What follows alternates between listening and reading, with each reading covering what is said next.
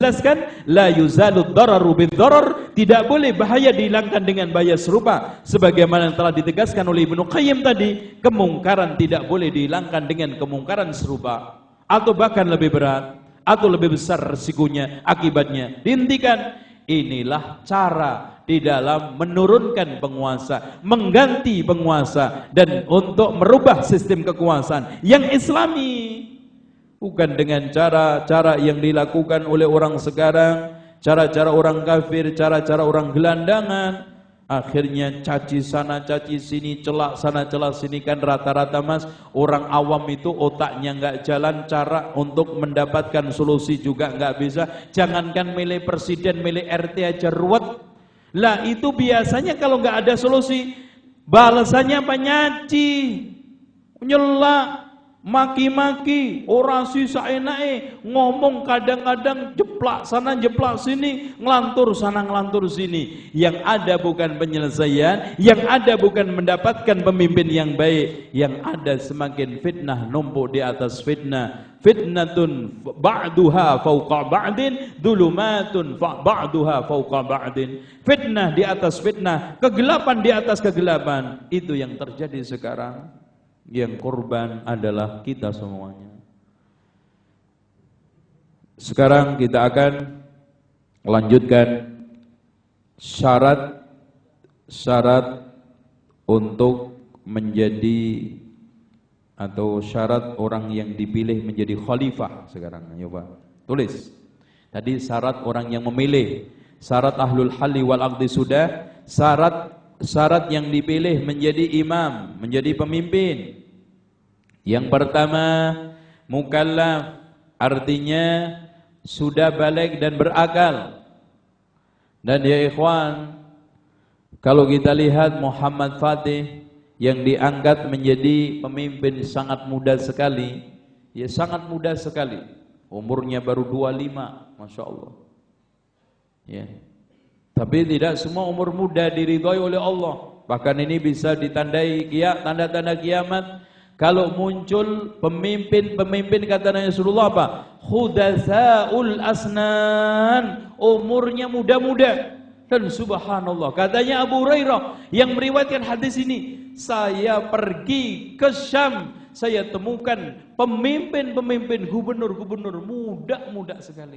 Persis yang dikatakan oleh Rasulullah. Ya sekarang ya kan, Masya Allah. Khudatsaul asnan, ilmunya enggak ada, pengalamannya minim, agamanya lemah, sukanya hura-hura. Kemana itu negara nanti? Ya. Kemudian yang kedua, musliman muslim, enggak boleh menjadikan orang kafir menjadi pemimpin, entah itu pemimpin daerah, pemimpin negara. Siapapun yang mengangkat, maka dia telah masuk ke dalam firman Allah Subhanahu wa taala, wa la yaj'alallahu lil kafirina 'alal muslimin 'alal mu'minina sabila.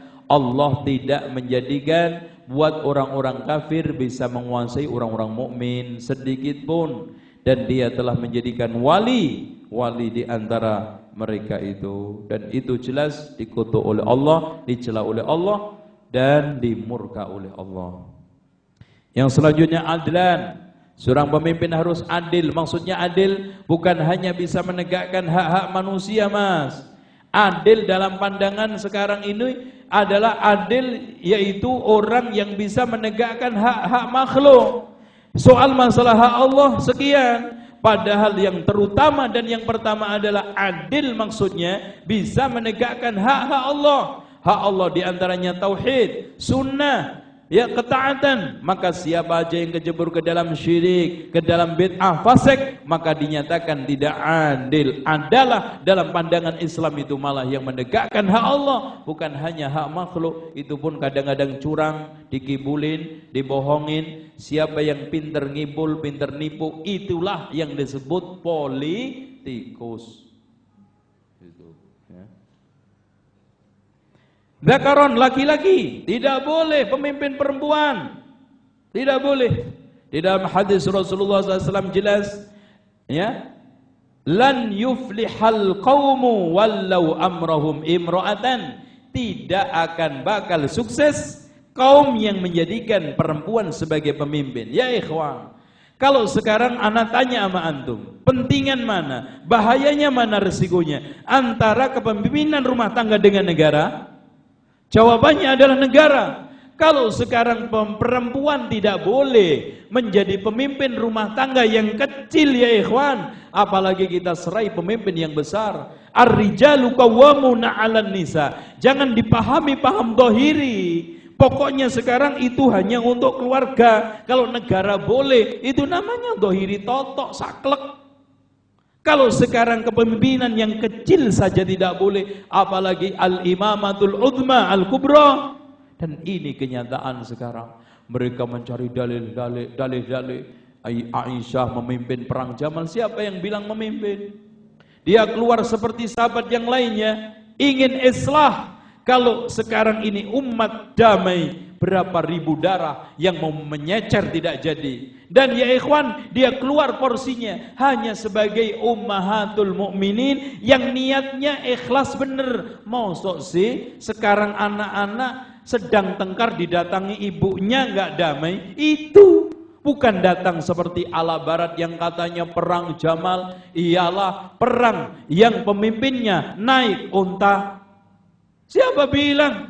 Baca sejarah. Seperti di dalam kitab Al-Awasim Wal-Qawasim karangan Ibnul Arabi, dikatakan perang Jamal ya ikhwan, karena perang ini lerai dan berhenti berkat unta yaitu Jamal. Ceritanya setelah perang berkecamuk, Ibunda Aisyah menjadi sasaran ashabul fitnah, panah-panah menyerbu sekedupnya yang ada di atas unta tersebut. Dikatakan di dalam sejarah itu, ya, sekedupnya tempat untuk tinggalnya Aisyah atau tempat untuk singgahnya Aisyah di atas unta itu bak kaya hewan apa itu mas? Hewan landak.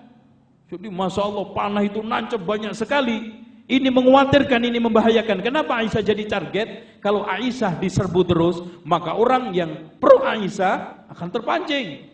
Itu targetnya. Wah. Itu kalau yang dibunuh kroco-kroco nggak ada masalah. Kalau yang dibunuh Aisyah, emosional semakin meluap, orang marah semakin besar. Ini tujuan ashabul fitnah. Katanya Ali sama Amr bin Sa'sa, wahai Amirul Mukminin Ali bin Abi Thalib, ini perang tidak akan bisa lerai kecuali untanya ibunda Aisyah kita bunuh dan sekedupnya kita tarik, kita selamatkan. Betul, masya Allah. Gagasan Amr bin Sa'sa cerdas. Dipanah, ditombak, dibunuh itu untanya, kemudian tempat tinggalnya ibunda Aisyah ditangkap, kemudian dibawa lari. Selesai perang, subhanallah. Setelah itu dikasihkan kepada saudaranya Abdurrahman. Itu sehingga disebut perang Jamal. Nah kok aneh, katanya Aisyah memimpin perang Jamal. Kenapa dikatakan perang Jamal? Karena yang dikendari pemimpin panglima perangnya adalah unta. Nah itu nyasar. Itu adanya dari ensiklopedia yang dibikin orang kafir. Lah orang kafir kepet kok dinut. Itu jangan. Mujtahidan, ahli istihad. Orang-orang tersebut ahli istihad, syuja'an, pemberani. Kalau pemimpin gak ahli istihad, nanti akhirnya datang masalah-masalah yang aktual, gak bisa mutusin, bingung. Wah gimana ya, gimana terus? Ya repot. Seorang pemimpin ahlul istihad, terutama masalah ilmu agama. Dan selanjutnya adalah syuja'an, pemberani, gagah. Ditakutin oleh musuh, disegani oleh kawan. Ya kalau begitu, gagah, pemberani. Sekarang diledek, musuh-musuh mencoba untuk membuat gara-gara, ya, usil, langsung tegas. Siapa saja yang menginjak perbatasan